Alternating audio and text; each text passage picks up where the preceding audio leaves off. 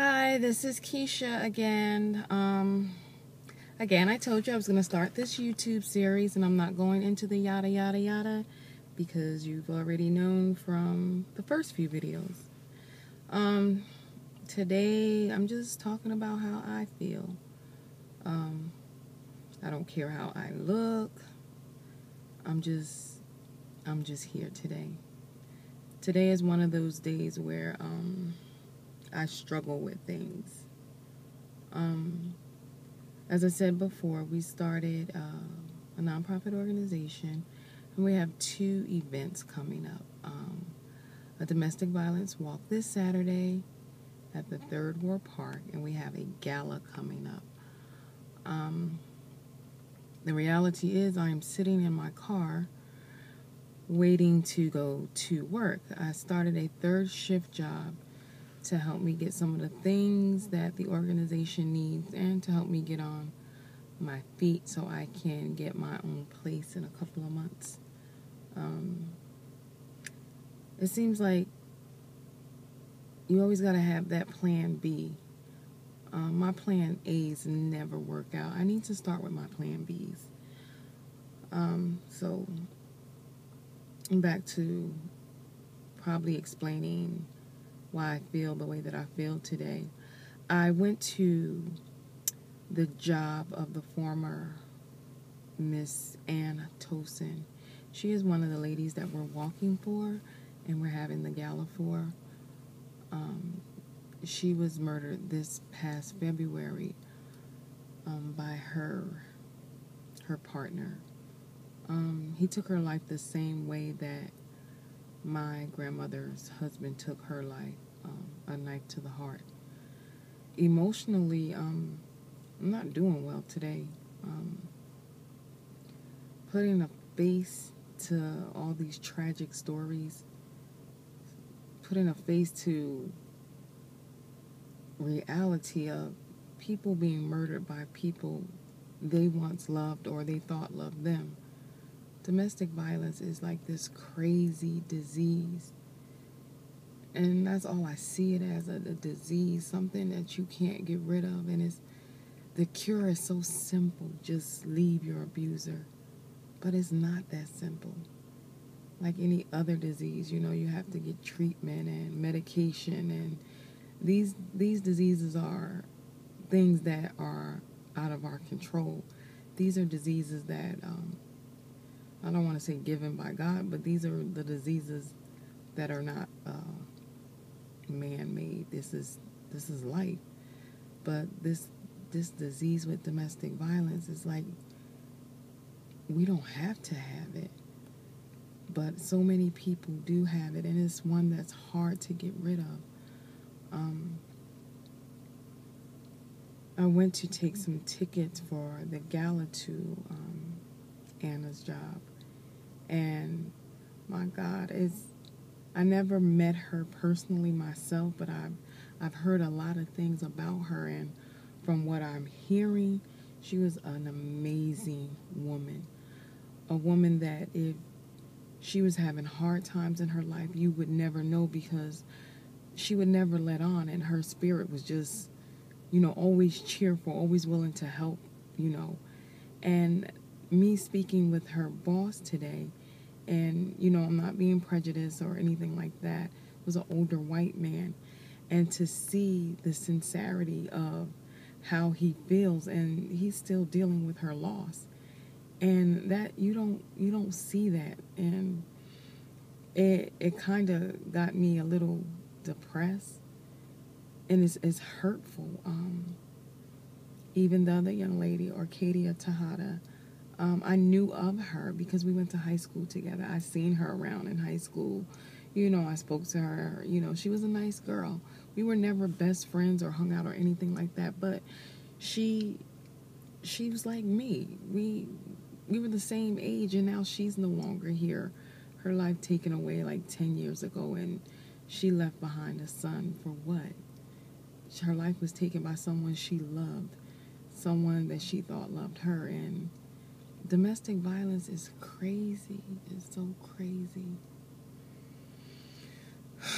I gotta take a moment, and I I just wanted to talk because these are the things that victims turn survivor deal with. Like, in my life right now, I'm having a hard time, and I try to keep myself busy to move forward and to do positive things, but then there's still, I'm going through some things, and it's difficult, and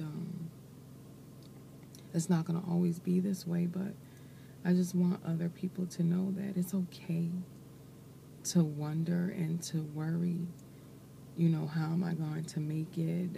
Is it the right thing for me to do? And, I have these questions in my mind on a daily basis, and it's hard. And right now, I'm around a whole lot of people, and to be around so many people, I feel so alone, and I'm tired. But I've been thinking a lot about the victims in their final moments. Like, I always wondered, like, how or what was my grandmother thinking when she took her last breath when she was murdered by her husband. And I bet she never thought that it would get to that point. And the same thing with Ann Tosin or Arcadia Tejada. Is like, what was going through their mind? And I know when I had my little incident back in 2007, when my husband then tried to strangle me. I'm not going to use alcohol as an excuse. I'm not going to use us going through financial problems as an excuse. And, but I never thought that it would get to that point. I know lying on the floor while he had both of his hands tightly around my neck, telling me that he holds my life in his hands. And at one point, like, I didn't fight back. I didn't care. I didn't even care to be anymore because I was tired. I was just tired of everything. But then I just thought about my sons and what would they do without me, and that's how I got out of it. But did he mean to do it at the time? No, I don't think so. But this stuff happens, and sometimes it goes too far. And it's what I'm doing is depressing, but it's something that needs to be done. The National Coalition Against Domestic Violence has this link on their page. It's called Remember Me. It's a list of victims that did not survive, starting from the ages of 2 or 3 months old up to 90 or maybe even older. Whole families murdered as a result of domestic violence, and then the abuser turned around and took his life. And I know when I did it last year and I was posting it on Facebook, it was over 500 names of men, women, and children, the majority women, that was murdered by someone that they once loved. And I got my copy this year. And I decided not to put the names on Facebook daily because last year I put several names on Facebook daily in remembrance of these victims. And because I feel like, yeah, they're gone, but I don't want it to be forgotten that this is real. And like I said, last year when I was reporting the different people, it was over 500. This year is over 600. I didn't even... It's not even an option to post the names this year because it's upsetting to me, and I'm just having a hard time dealing with the cause that I'm fighting for. But I'm going to continue to fight for it. But it's so difficult, and it bothers me even more because I just feel like people don't care. Like, they don't care as long as their lives are okay. They're not worried about the next person or the next, and they just feel like it's not their problem. But I'm a firm believer that my problem is maybe your problem in the future. You know, I'm a third generation survivor of domestic violence, and it's like a generational curse. And I now have children that have been exposed to it, and it wasn't a lot of physical; it was more so emotional and verbal abuse. But um, these are habits that was going on around my children, and I don't know how they're going to take it and where it's going to lead them at in life, because I too lived in that type of environment, and no, I didn't become an abuser, but I became a victim.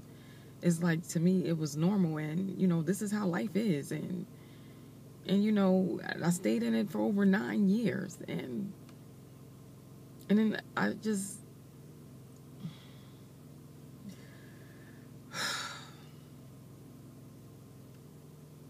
I don't know. I am going to cut this video short because I am drained. I start my third shift in in 2 hours. I need to be asleep, but I have so much on my heart and my mind, and it's sad. It's sad, and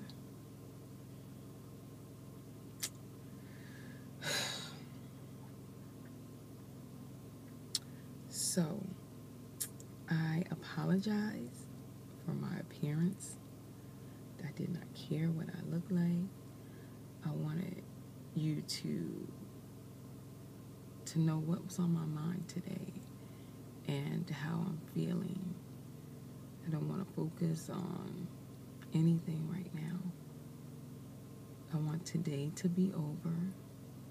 Tomorrow's a new day to start this crusade of bringing awareness to domestic violence so that there are less victims out there. And I just want to be someone that's able to empower other women that we're not going to accept it, and we are going to do something about it, and we are our sister's keeper, and this is not how life was meant to be. And until we meet again, which hopefully will be before the walk, but lately I've been physically drained from starting this third shift job. I have a lot on my plate. I work now after 5 years of being at home. I am trying to organize and run a non-profit organization to help bring awareness and help women out there who are suffering in silence, which is a job in itself. And I am a mommy of 2 of the most precious boys in the world. Yes, I said that. They are mine. So I'm trying to juggle around time to take care of myself, health-wise, and I'm finding it to be overwhelming. But at any rate, I need you all to go on the website, www.temeo4dv.org. You can get all the information about the walk, all the information about the gala. I hope that you can come, and it's just going to be an amazing event. And until the next time we meet, may God bless you and keep you. Keep me in your prayers, because every day is not good for me. And I just want people to see the real me and the struggles. Every day is not always going to be a good day. And I need people to see that. This is a part of my empowerment movement. Because I don't want people to think, okay, once you leave your abuser, life is grand and you can do this and everything is smooth sailing after that. It's not. But this is me pushing today. I've been pushing for a couple of days, especially since I started this third shift job. My acronym for PUSH is push until something happens.